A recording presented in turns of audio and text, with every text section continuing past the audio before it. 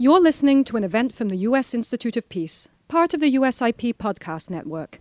For more information about our work around the world, visit usip.org and check us out on social media.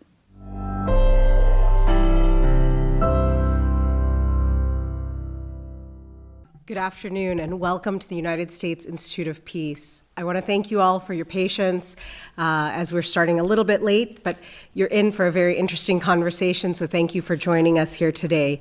My name is Tamanna Salikuddin and I direct our South Asia programs here at USIP, and we have a particular treat today where we will be, instead of talking about the geopolitics and who said what, today we're going to use the lens of art to explore conflicts and challenges in South Asia. And I'm very honored to have on stage with me here today some very interesting and very important people in the field of conflict resolution. We have Dr. Akbar Ahmed, who is the author of the play that we will be discussing today, Gandhi and Jinnah Return Home, a play in 3 acts, and Manjula Kumar, who is directing the play, and we have 3 of the actors who will be playing critical roles in the play. And I will introduce everybody. They have storied backgrounds. I do want to share with you who's on stage. But before we get into it, I want to talk about why are we talking about a play today here at USIP. Gandhi and Jinnah Return Home is a play that offers new insights into the lives and legacies of 2 of the most important figures in modern South Asian history. It examines these historical figures, but it also takes historical fact and mixes it with creative imagination. And as we look at South Asia, a region that's riddled with various conflicts and more than a fourth of the world's population, there are many, many different attempts at peace. The post-colonial conflict that really continues to plague the subcontinent is the one between nuclear armed states of India and Pakistan. And while we may not see much in the way of progress among diplomats or generals for that matter, the citizens of India and Pakistan and the diasporas of these 2 countries have found a multitude of ways to connect with one another. And this play, Gandhi and Jinnah Return Home, follows in that rich South Asian tradition of using plays, poetry, and stories to both critique and comment on social issues and conflict. Gandhi and Jinnah Return Home, and a play in 3 acts, will open live at American University for audiences this weekend. We hope you go check it out. And I will turn now to each of my panelists with some opening questions to better understand the play and to see why is it that we are looking to art to try to resolve some of the most pressing issues and conflicts in South Asia. We will also have a chance to take questions from the audience, so I thank you all for joining us here today. I want to start, of course, with Dr. Ahmed. Congratulations on this impactful new work.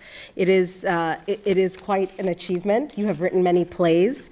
For all of you, you know Ambassador Dr. Ahmed is a distinguished professor with the Ibn Khaldun Chair of Islamic Studies at American University and a Wilson Center Global Fellow in Washington, D.C.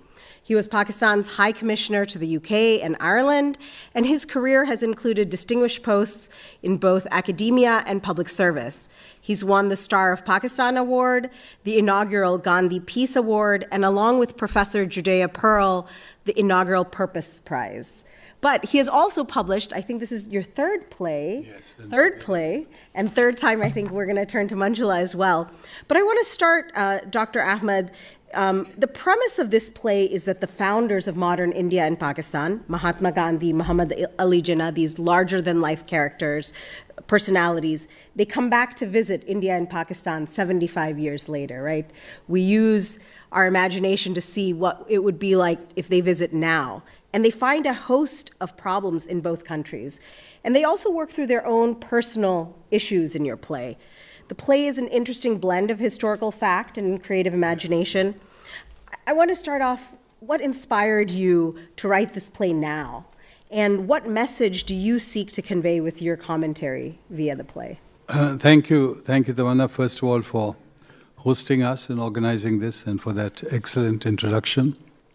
The answer to your question is, as a South Asian who loves the culture, the history of South Asia, and by which I include all of South Asia, Hindus, Muslims, Sikhs, a very, very rich culture, I was dismayed to see some of the trends where divisions are being created and so much misunderstanding exists. And I felt that somehow the two figures who, more than anyone else, represent the essential soul of one nation, Jinnah for Pakistan, Gandhi for India, Mahatma Gandhi, Qaid-e-Azam, if somehow these two symbolically could meet in a play, in a poem, in something I could write, that would make my little contribution to this situation. Now, you know, the playwright, the poet, Tamanna has somewhat of an ego and believes that maybe what they do will have some impact somewhere. So then I talked to my dear friend Manjula Kumar, who's also a guru of mine and a sister of mine. We've done 3 plays together. And I said, Manjula, is it possible to stage this? And then the challenge was, how do you stage it? Because an author writes something on paper, but then it's up to the cast, the writers, the director to give life to those characters. And I must say I'm very, very moved, and in fact overwhelmed to see what they've done with the play. So my purpose was solved, that is to put forward a plea, a pleading for peace. Because I'm a grandfather, I have children, I have grandchildren, and I want to see them living in peace and enjoying the richness of that culture which is South Asia, and not seeing it heading straight into a cul-de-sac. Maybe I'm pessimistic, but that's how I see it, and I believe in my entire service, I've always believed in doing something, being an activist, and to me, this was the way I could best express my emotions through this play. And finally, I also felt that historically, if you could raise this what-if question, the counterfactual question in history, what if Mahatma Gandhi had not been shot? What if Mr. Jinnah had lived another couple of years? How would history have been very different? It's a question worth pondering. And finally, of course, the fact that, unfortunately, in India, Mr. Jinnah is portrayed very often distorted in a way that you can't recognize him. And in Pakistan, it's the other way around for Mahatma Gandhi. And that really saddens me, because as you said, these are giants. Giants must be put in proper perspective. We must take pride in them and we must own them. They belong to all of us.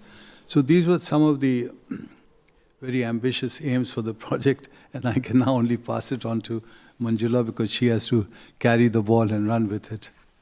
Thank you. I'm going to turn to you, Manjula, next. Manjula Kumar is well known in the DC community. She's an educator, director, actor, activist with a strong belief in the arts as a vehicle for advocating social change and promoting peace and harmony in the world. And through her numerous productions, she has worked tirelessly to build bridges of cross-cultural understanding between diverse communities. She's worked for over 30 years at the Smithsonian Institution and produced a variety of programs to express her unique desire to foster cultural cohesion. Manjula, I'm very excited. She's both producing and directing this play. Trying. Well, break a leg. Still an effort. Yes. You write about this play. Dr. Ahmed conveys his strong belief in interfaith practices through his message of peace and hope. As the director of this masterpiece play, my endeavor is to educate, enlighten, and engage a multicultural, multi-religious, multilingual, intergenerational audience. So, I mean that's quite a broad and I think lofty ambition. I'd like to hear your journey with the play. How has it been bringing it to stage?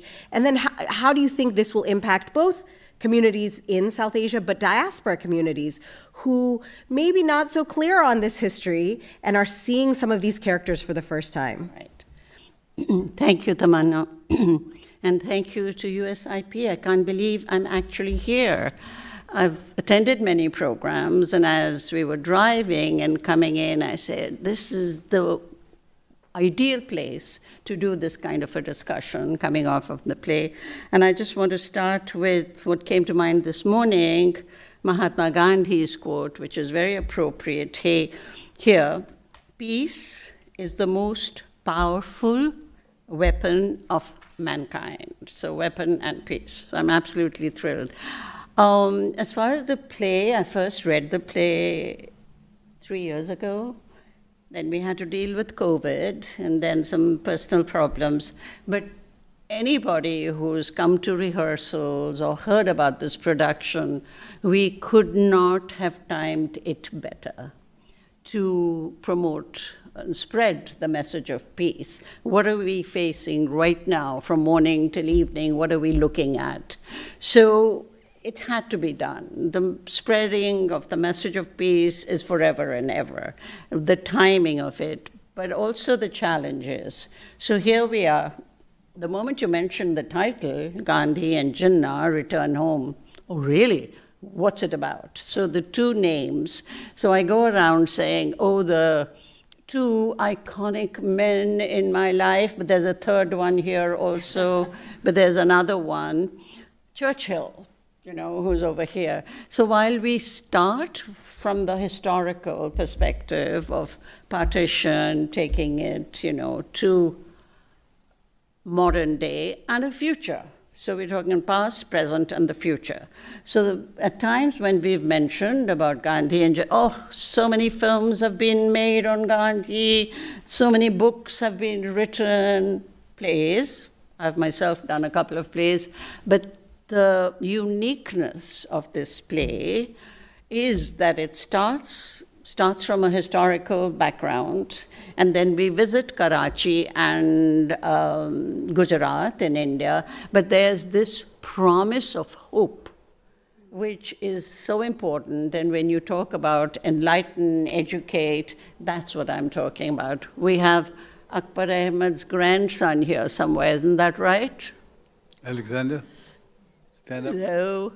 So hey, where else can we start? The first and most important aspect of doing this play is starting from all of us. We need to revisit, we need to become more. I have learned so much in these past years. I thought I knew some of the things, but it's bringing awareness, more sensitivity, and more, But the challenges, here I had the script on paper, but to take it onto the stage is a challenge, but very exciting. And I'm thrilled to have an exceptional cast that's working round the clock. So one important thing of the play is it's totally original. We have an original script. We're trying to put everything, the collage that you see over there is done by our artistic director. The music you were listening to has been composed by one of our cast members. So everything, the costuming, the music, the artwork. So that itself has been very creative, very exciting. And Gandhiji's message, unity in diversity. So in our cast, we have Christians, Sikh, Hindus, Muslims, and Jewish.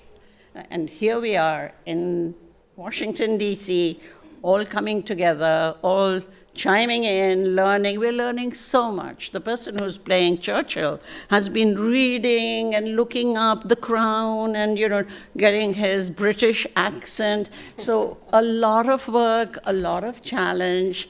And education, I think to me, as an arts activist, education is the most important. That's what I've been doing, I think, all my life. But it's education about the arts and through the arts. And that's what I feel drama, brings all the elements together of poetry and music and literature, all of it, to convey, in this case, a very important message. And that message we all keep hearing, of peace and harmony, but today, more than anything else. And again, why drama? We may get up in the morning and look at those horrendous things from Palestine or before it was, but it's alone. Right? We may go to bed at night, look at these images and get terribly disturbed. But what the Greeks quite very appropriately shared with us is catharsis. They practiced it then, we really need it today. And drama, and just as that we are in a conversation today, is therapy. Is an exchange. So you're not sitting in isolation reading a newspaper or watching the news. We are all together. And it's an experiential thing that I think is most important, especially in this play. Thank you so much, Manjula. That's very inspiring.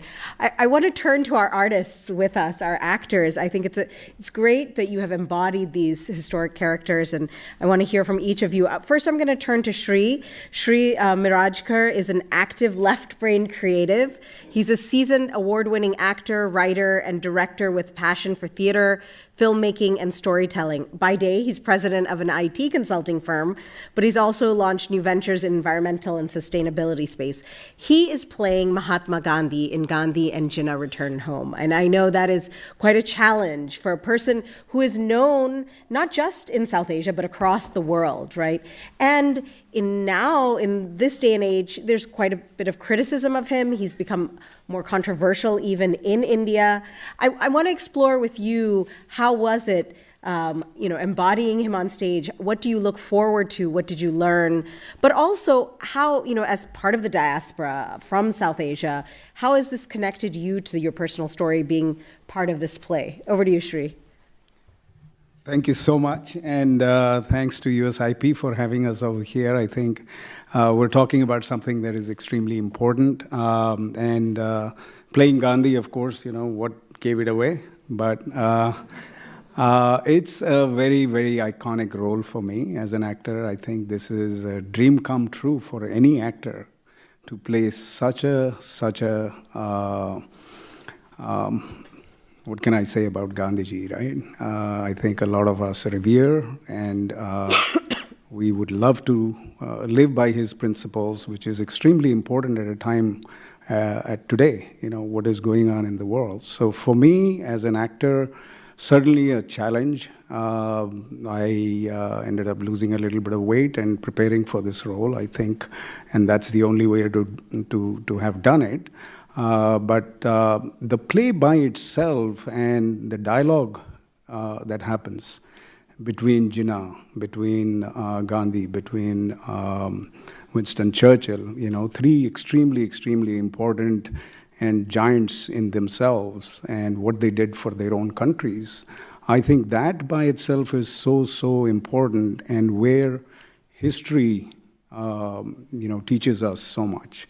And without that knowledge, without that education, for us to move forward today, and to find our path, I think it's extremely important. This play is extremely important. Dr. Ahmed has done full justice to bringing some very, very important issues to the forefront.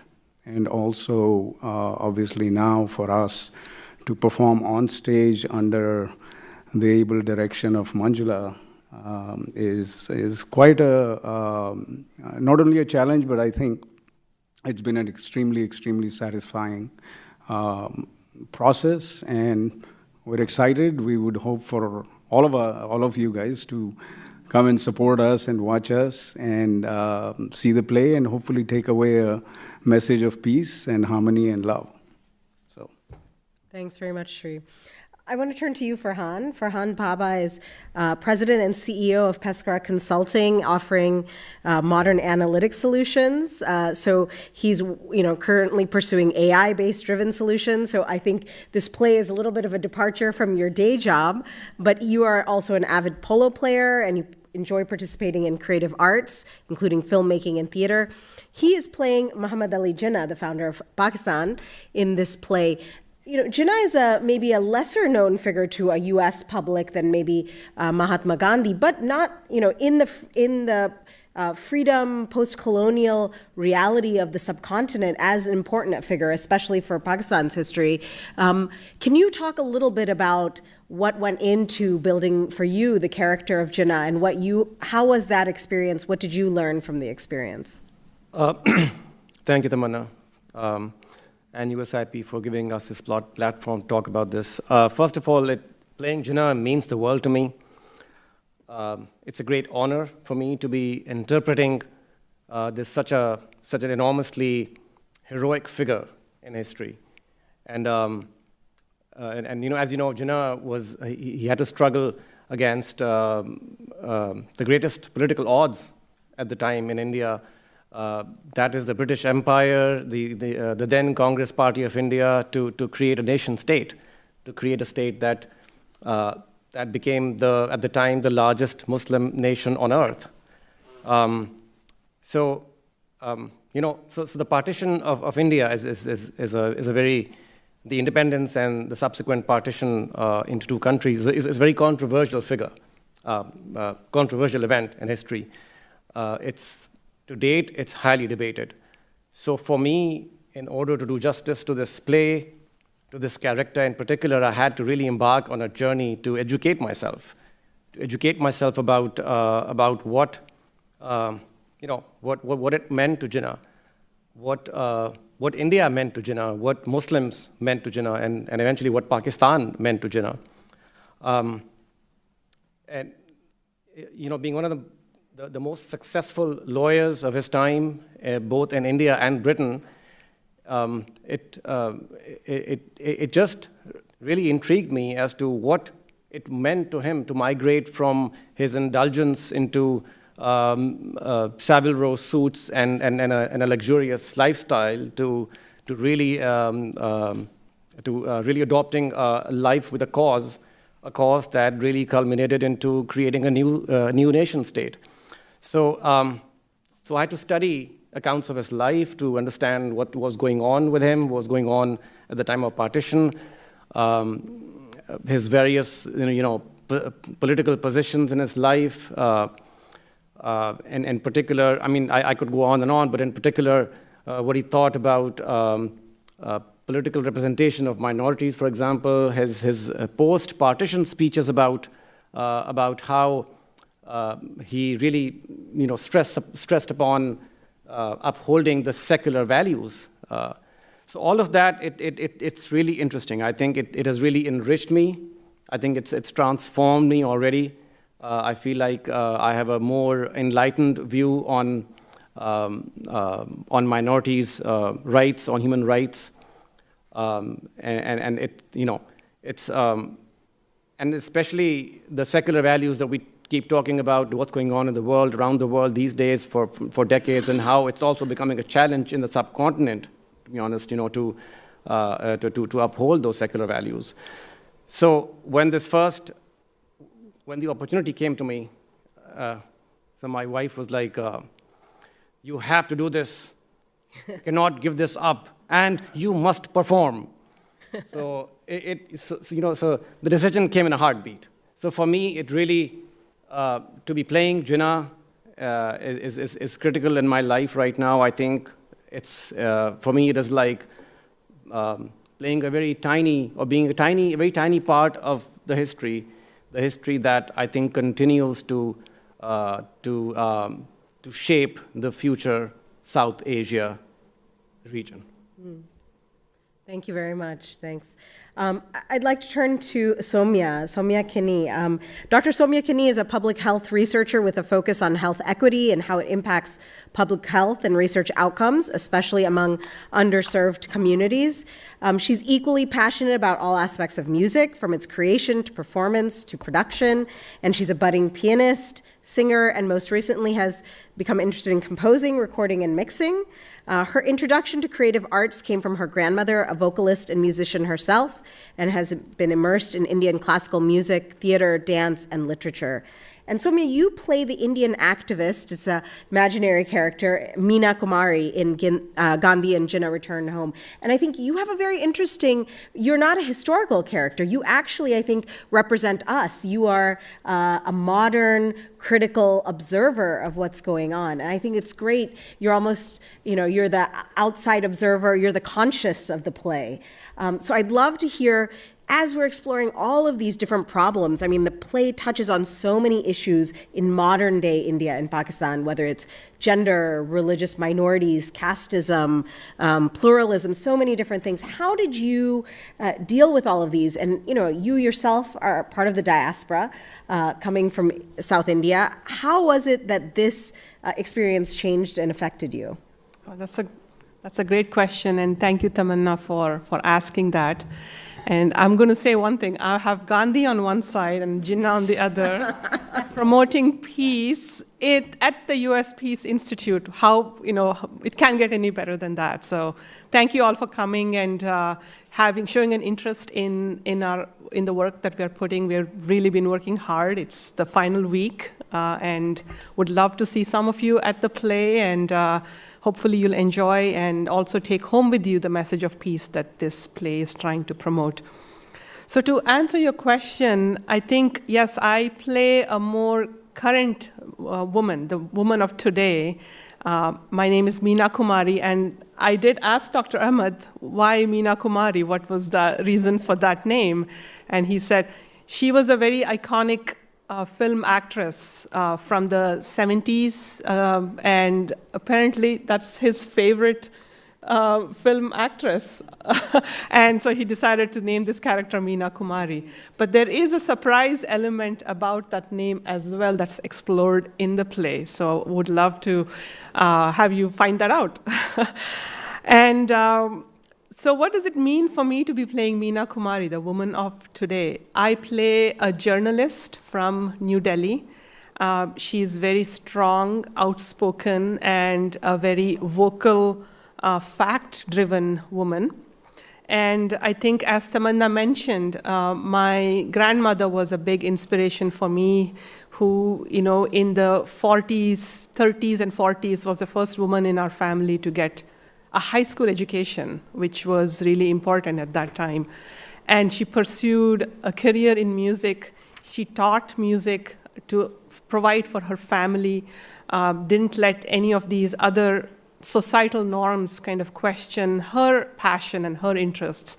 So likewise, I was the first woman in my family to come here to the US as a student, as a 21-year-old, and pursue my education. So I'm happy to emulate these characteristics that Meena Kumari shows in the play, as a strong woman, as a passionate woman, as a fact-driven woman. And also, I play a journalist and an activist, and I did some research about journalists in India, the journalism's, how it is, happening today as we speak, because I wanted to be more current in how I understand the world as we see today, especially in India. And this friend of mine worked as one of the top journalists in the 1990s, 2000s timeframe, and she had some really interesting experiences to share. One of the things I remember her saying is during training, she was taught the journalist's ethical code, which are two things.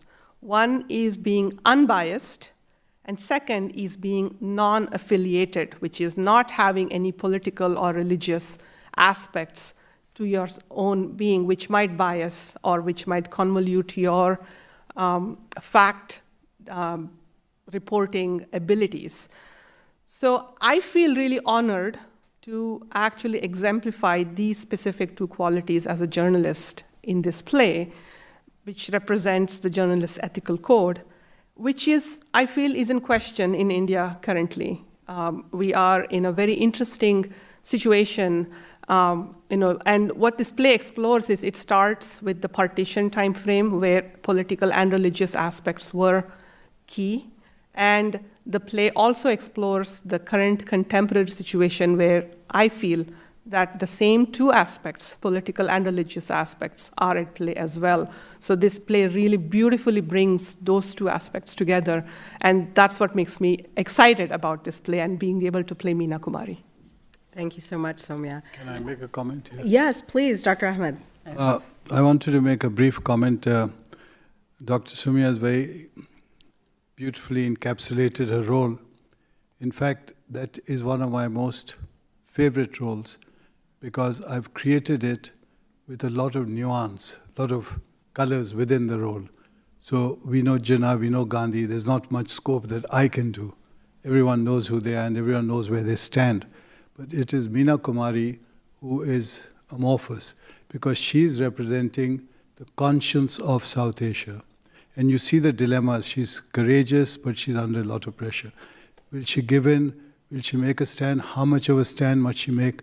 How much of tradition must she preserve in order to move forward? All those nuances.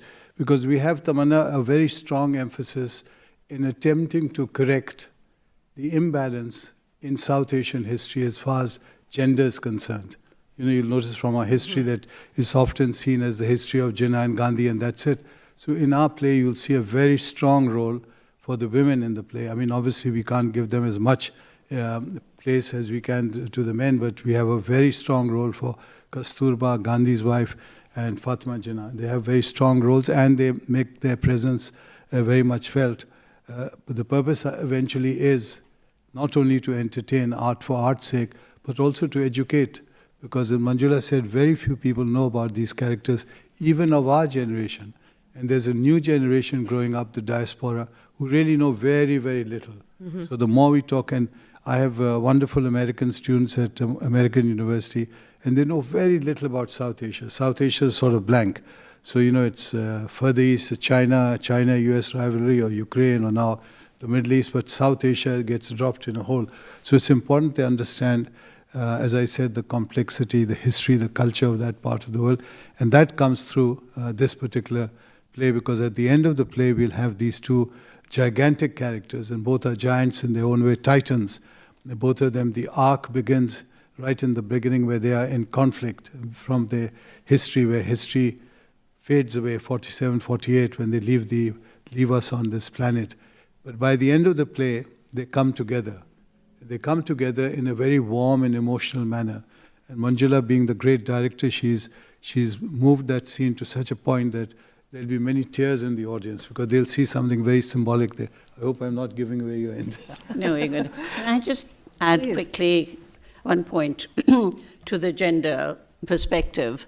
So again, it couldn't be more timely, the whole question about journalists in that part of the world, and especially female journalists, because there's been a lot of news as to how some have been killed and this and that. So it's very timely to address that. But what is very important aspect is how Dr. Ahmed has first shown us in 1947 the power, the strength of women like Kasturba Gandhi, Mahatma Gandhi's wife, and Fatima Jinnah, Jinnah's sister. So that was 1947. And then we come to the present day of that, the differences, and we end with, we might say, we'll be with you. No, we've added, we will lead the way. So that's a futuristic women's issue over there. But there is, as we were having a discussion in one of our rehearsals, also the cultural. So we cannot say, oh, but in the United States, women do this for women's empowerment. You have to understand the cultural aspect of it. So it's a very important aspect that will be something quite new in the play. People are coming with the historical and, that. So I'm excited. That's great. I want to build on this. The play highlights many issues. So gender, you've mentioned. You always also talk about religious identity, coexistence, pluralism, democracy, religious fanaticism. Gandhi's favorite halwa. Yeah, Gandhi's favorite halwa is also in there. But Dr. Ahmed, I want to draw you out. You have been a professor for many years. You've been a diplomat. You've seen how hard these issues are. Not only were they difficult at 47, 48, but they continue to be drivers of conflict in both India and Pakistan, across South Asia to be, when I visit all of the countries of South Asia, we see these as drivers of internal conflict. And so what are the lessons that your play is trying to impart to a new generation, to people in the region? And do you see hope to overcome any of these? Tamanna, I do see hope, because I am by nature an optimist, a positive person. In spite of the misery around us, sometimes maybe I'm not quite normal, but that's how I see the world. And that's what's kept me going, because otherwise, if you begin to add up 2 + 2 and it comes to 4, you're really in trouble, because the world is in a bad shape. I'm inspired by the famous Jewish shibboleth, Tikkun Olam, to heal a fractured world. And that's also in Islam, that if there's a problem, if people are hurting, try to help. And I think that in South Asia, it is really time to go back to the greats. And that's why I go back to Jinnah and Gandhi, because they are, if you start from them, then you can begin the process of healing. You can't do it on your own. There's so many politicians who've come and gone, and they will continue to come and go. But these are the two permanent features in both these countries. And they can, understanding them and understanding life and society through them and through what they wanted, what they really wanted. And I did a very deep study. As you know, I made films, made documentaries, I wrote books on both of them. Both of them have so much to give to us today. It's very, very moving, and I feel very, very privileged to be from South Asia. When you read Mahatma Gandhi, you're amazed at his warmth, his humanity, his philosophy, and his great sense of humor. And the way they work together in terms of sense of humor. You know, when one meets the other, Gandhi meets Jinnah and says, "You have mesmerized the Muslims." And Jinnah replies, "You have hypnotized the Hindus." Now, this kind of boyish alliteration. Yeah. You don't imagine any other politician doing that sort of, using that sort of language. But yet they had that spirit that they were live and they were interacting almost as a kind of sparring, using each other as sparring partners. So I have a lot of hope that if people understand the problems and understand the solutions through these great historic figures that we have, I think we can move. I think Gandhi is someone that Pakistanis should really know about. We know very little in Pakistan, very often as a stereotype. Similarly with Jinnah in India, that will help majorities to understand the minority better and therefore ease their own societies. Because right now societies in both countries are heading into a cul-de-sac. They have no solutions. You can't just continue to hit people or break people or kill people and say this is going to be a solution. It's never worked in history. Professor Ahmed, if I may draw you out a little bit on the denuclearization, I found this very interesting. By the end of the play, both Gandhi and Jinnah believe that both countries should move towards denuclearization. Now, this is a conversation that is not happening in reality in either country. It isn't happening, Tamanna, and don't announce it too early or I'll get in trouble. But I mean, The fear Yes. that's been expressed. But you see, again, as a playwright, I had to be ruthlessly honest and put myself in the shoes, or in Gandhi's case, sandals. What would he be thinking? What would Mahatma be thinking about the nuclear program? And forget whatever about Hindu chauvinism, etc. He would be concerned about humanity. What would Jinnah be thinking? Again, he would be concerned about humanity. Jinnah would never say, use a nuclear bomb and kill so many Hindus or kill so many Sikhs, because they were his people. He felt, and so did Gandhi, that these are my people. They wanted a separate country. Ultimately, it didn't work out. And the aim was not to create two enemies for eternity. All the actions are, Gandhi's action, we have it in the play. This is a fact that he had agreed to come to Pakistan 3 months of the year. 9 months in India, 3 months in Pakistan. And Jinnah had, in turn, reached out and offered him a state visit. So he would be treated as a head of state, as a gesture of respect. So that was the kind of attitude they had to each other. It wasn't that we are going to be enemies and we'd start killing each other and shooting at each other.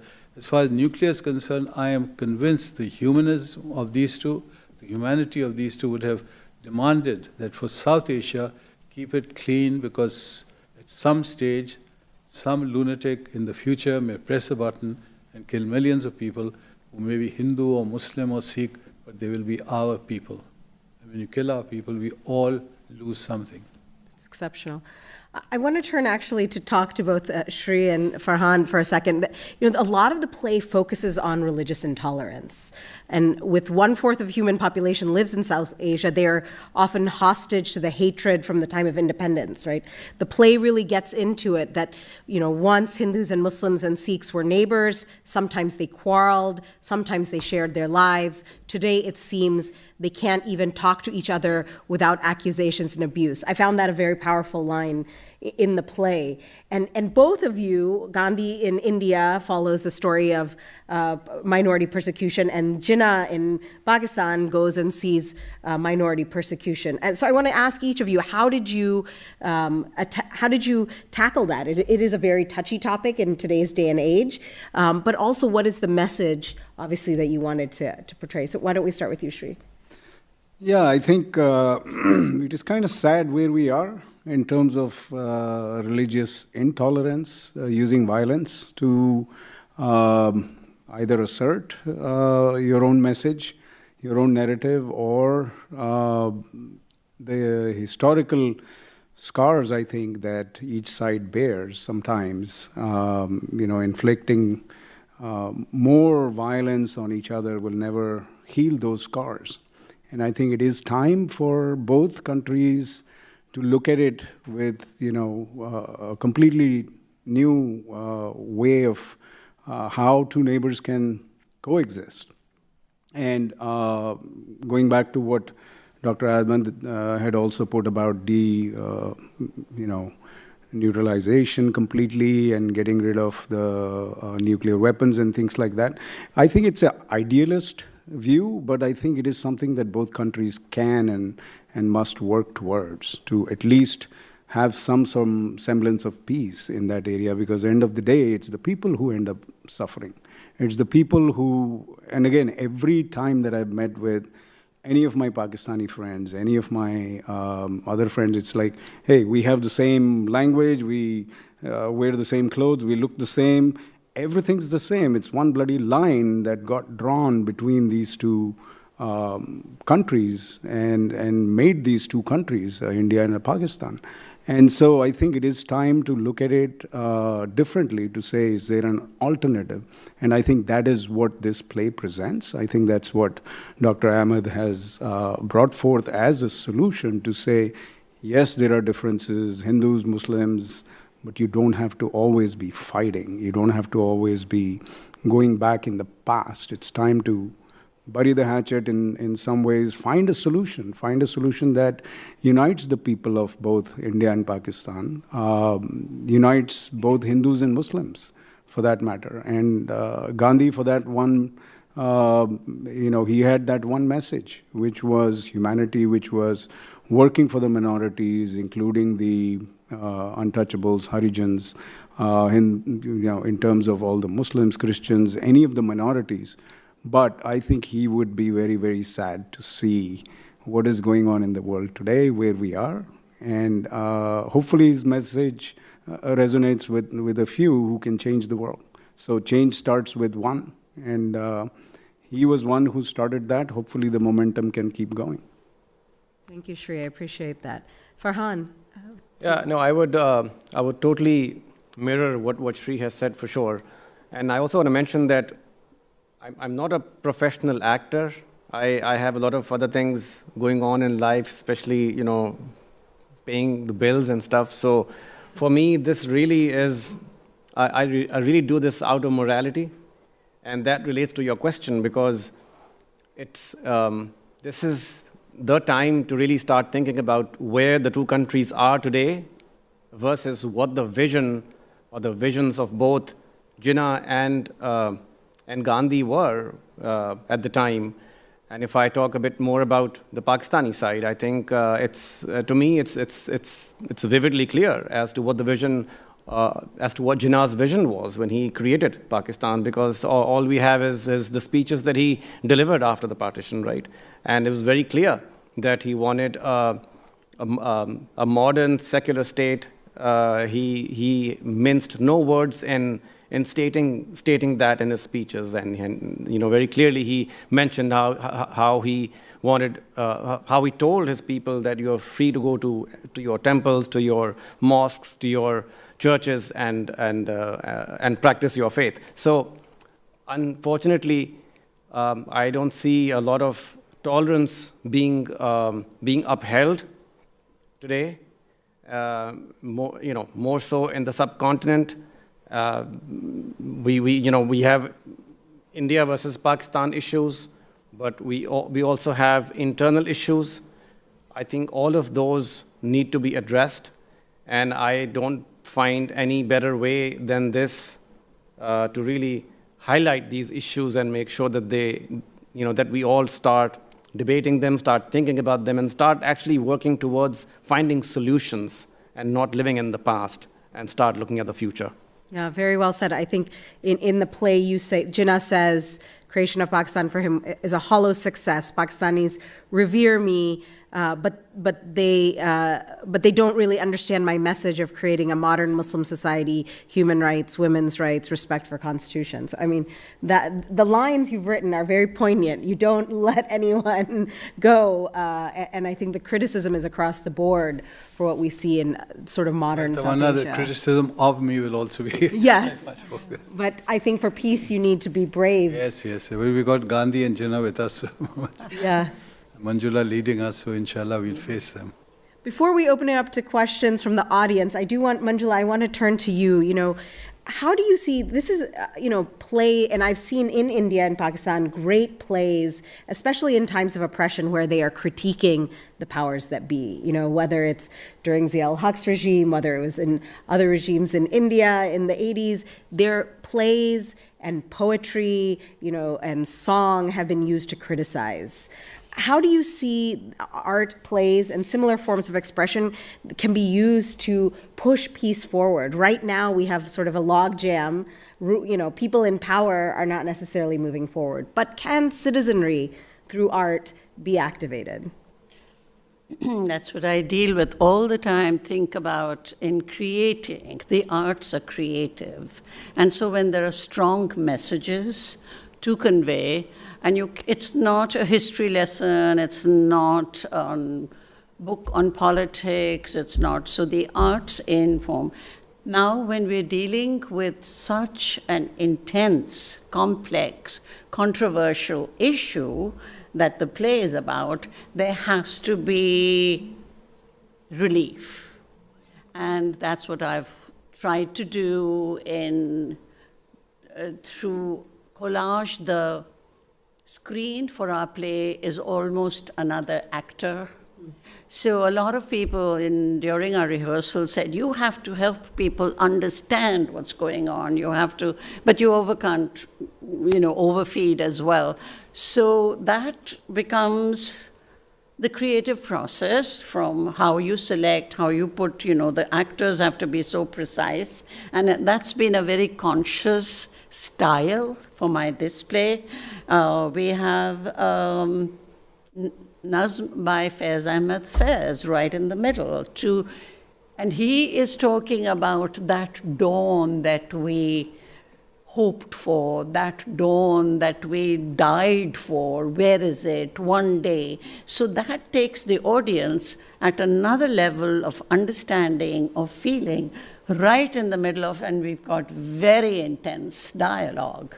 What's most impressive, and again, I've had this feedback from so many people, Dr. Ahmed has written has handled a very difficult theme, but kept the balance amazing. There is nobody that has read or seen that can see any tilt anywhere.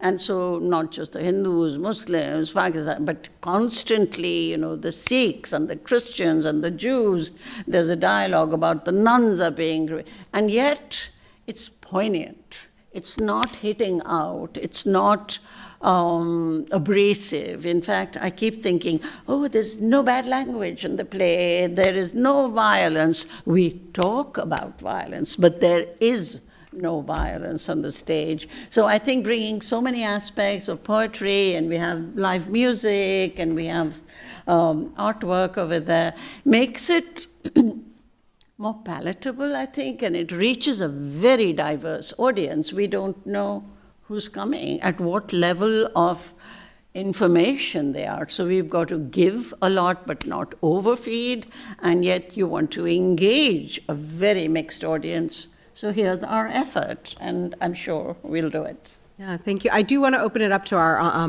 in-person audience. We have runners here with microphones, so if you have a question, please raise your hand. Please do identify yourself and your affiliation, and we can start. There's a question right here. Good afternoon. My name is Azmat Nasir. I'm with the U.S. federal government. So I think the timing and the theme of your play is just impeccable. With the current events going on and what we've seen in the past with the South Asian culture, I mean, the theme so much resonates with what's going on.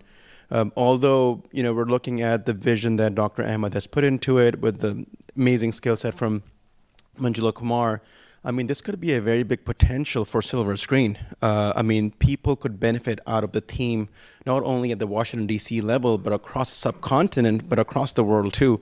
So my question to Dr. Ahmed, as well as, or jointly to Manjula Kumar, is, has there been any consideration for this to be taken more broadly so people across the globe can benefit from such a timely and peaceful message, which has been embodied across the board from a South Asian perspective, but also what is currently going on in the culture and in the world current events right now? So I know it's a pretty loaded question in two different parts, but I'm happy to repeat if needed. But Thank you very much. Sure. Excellent suggestion, and I know that Manjula is already thinking of filming it, and hopefully then it'll be available.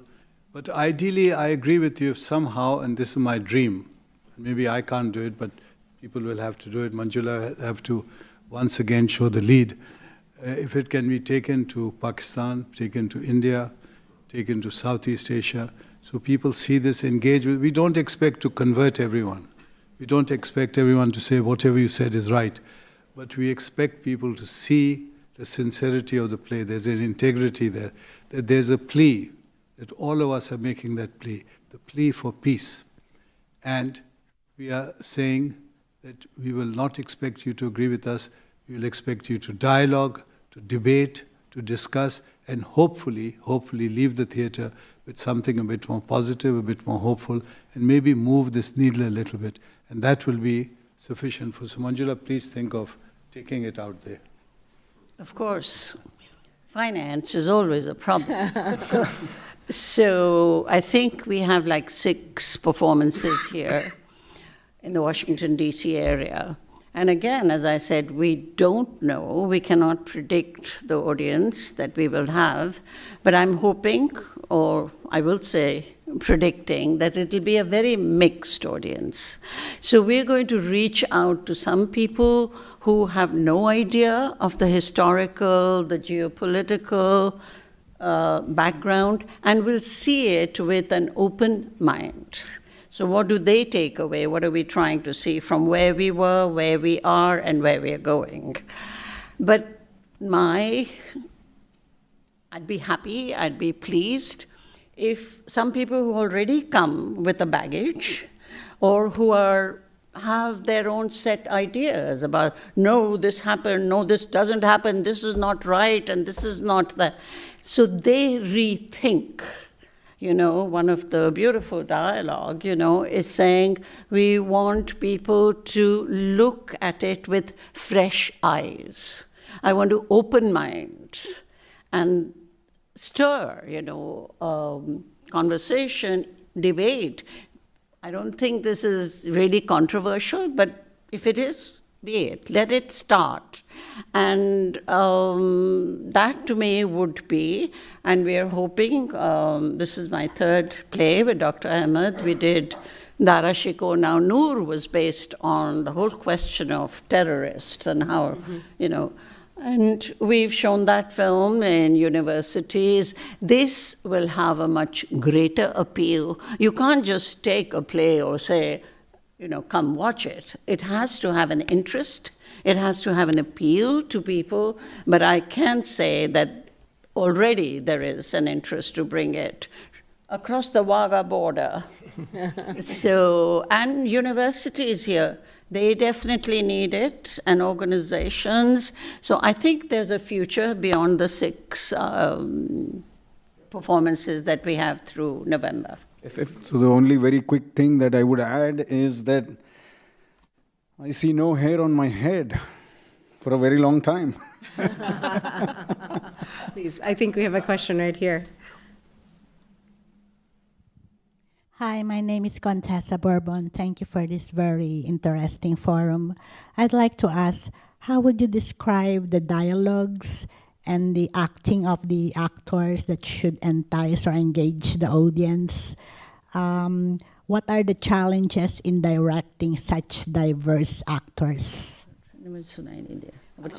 What are the challenges in, let me repeat the question. I think what are the challenges in directing such diverse actors, and maybe if some of the dialogue that should entice. And having read the play, I have to say there are some the dialogue is very piercing, and it is very spot on. They don't shy away from controversy, so I would definitely ask you to, they talk about everything from denuclearization, casteism, religious intolerance, Kashmir, the multi-crisis of Pakistan, the treatment of Muslims in India. There are minorities in Pakistan, even the personal differences of Jinnah, Gandhi, Churchill. If I might actually build on that question, you also don't shy away from modern criticism of Jinnah and Gandhi, right? Yeah. Both in their countries and worldwide, whether it's about race, gender. If you want to talk about any of those, please. So really the challenge to get, again, as I said, a script to the stage is how can you convince a public, an audience of what, and there are these three iconic men in history. We start with Churchill, an American who's playing, everybody knows about Churchill, what he looked like, how he spoke. So he's been working very hard on learning an English accent, British accent, and terminology, which you've given us. And then we have Jinnah and Gandhi, because everybody knows what they look like. So I was so fortunate I got these people who half the word was, but their mannerisms, and also it is, no, he didn't smoke the cigar like this, he didn't dress like this. And then you have, we have a character nobody knows about, but what she would be wearing, how would she behave.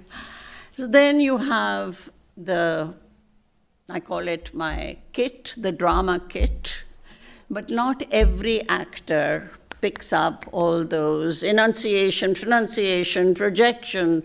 So what you have in your mind as a director, producer, may not be the final product on the stage, because you've had to compromise in many places, many issues and areas. It's a constant work. If I might ask the actors, Soumya, why don't we start with you? What do you think the biggest challenge was, taking, the written dialogue and bringing it alive on stage? Yeah, in fact, I was going to add something to what Manjula ji said, because this is my debut performance. I've done theater in school, but I have not done it as an adult.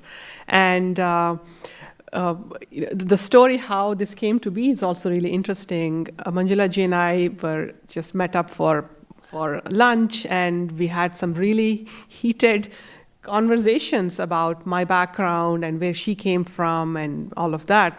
And the next thing I know is she calls me saying, "You'll be perfect for this role that I have on this play. Would you like to come and join us? Would be great." And so I was a little hesitant at first. And, because my background is more in music and recording and piano and those aspects. But I know she knows how to bring that out in me. And she always says, I think I have more of she always says, don't smile. Because I have a tendency to smile, because that's how my personality is. So she does the smiling role, part of her role, better. And singing. So she really, I'm happy in a way that I get to do that, the smiling and the singing, which are my strengths, that, she's been generous enough to let me do that. But also coach me and guide me in a way that I'm able to deliver the requirements of what Meena Kumari as a journalist, as someone who stands for facts and truth, would also be doing. So it's a great opportunity, and I'm very, very fortunate to be working with you. Wonderful. Farhan or Shri, if I can add. So I, about the dialogues and stuff, I also do a charity event every year. So my last charity event that we did, I had to give a little speech. And after the speech, one of my friends comes, and he has no idea about this play, and he's like, "Farhan, why are you talking like Jinnah?" So it's like we really into your life. So it's like we really have to kind of live this character right now, and we think about it and dream about it and all that. So it'll take you a long time to come out of the character, but it will never leave you. It doesn't look like it will. For me, I think I've done a lot of theater, but this one character has been not a challenge as such, but I think it's a very, very humbling experience for me. And initially, I was in India when Manjula ji contacted me. And at that time, looking at the title, having not read the entire script completely, I was a little skeptical. To say, okay, what... And I've worked with Manjula ji before. I've worked on Noor, Dr. Ahmed's another play. And, as a terrorist. Yeah, I was a terrorist there. And look at this, from a terrorist to Gandhi. But I was skeptical to not present Gandhiji in a negative light. Again, you have your own thoughts about this whole thing to say, he's bringing Gandhi and Jinnah back and he's going to talk about partition, he's going to talk about current day, what's going on, how critical is he going to be? And how balanced will he be in terms of both these characters? And for Indians, I think, Gandhi is what he is, and for Pakistanis, Jinnah is what he is. And we revere these characters from history and what they've done for these two countries. And so I was very, very skeptical, but very pleasantly surprised that I think Dr. Ahmed has done full justice to making sure that, both are very balanced. And both are given the stage time, given the platform to be able to share their thoughts as far as history is concerned, and not necessarily distorting anything from history the way things happen, but also bring them into the present and take them into the future. To say you both are now, nuclear states. And what does that mean? It's a very, very heavy responsibility, I think, that you place on the character. And that is something that I keep struggling with, to say, what is the message that this man is giving? And he's given the message that people know about. But now this is a completely new Gandhi. A new Gandhi who's talking about nuclear. He's talking about peace. He's been doing that all this time. But now it's so much more relevant. The character by itself is so much more relevant. So it's very, very interesting, fascinating for me to explore this character, to keep, peeling out the different layers of this onion to say, what is it that, he is all about today, vis-a-vis what's going on in the world. Peace, fighting, violence, intolerance, women's issues, so many different things that the play addresses. So I think in that context, it's extremely important to, keep breaking down that character for me. Thank you very much. Can I just... We're actually a little bit past time, so I'm going to have to cut you off. I'm so sorry, Manjula, but I'm going to actually turn either of you, I think Dr. Ahmed just is going to give the last word as we're a little over time, but I want to thank the audience for joining us today. Please. Dr. Tamanna, just to thank USIP, and I want to bring on record my appreciation of Manjula Kumar and her brilliant cast, some of who you met this evening. This play could not have been staged without Manjula. Her commitment, her passion, and her compassion, to me, she is the true bridge between India and Pakistan and between the communities. And I want to acknowledge her daughter, Aisha, and her late beloved husband, who I know is looking down at us with great beneficence. She takes inspiration from him. And I would like to thank the cast and the better halves of the cast. I know all of them, their wives and their husbands are with them, supporting them. And I know when Farhan had his haircut, I'm sure he cleared it with Maham first. She gave him the haircut. So Yes, thank you all so much. I want to give a special thanks to Dr. Ahmed and Manjula Kumar for putting this play out into the world. I hope you all can see it this weekend at American University. There are flyers out there, and we really hope your dream for peace and tolerance on the subcontinent and between Indians and Pakistanis can come to life. Thank you all for joining us here today and online. Thank you. Thank you, Tamanna. Thank you. Thank you, Tamanna. Thank you for listening to this event. If you'd like to listen to more events or explore our other podcasts, visit usip.org/podcasts.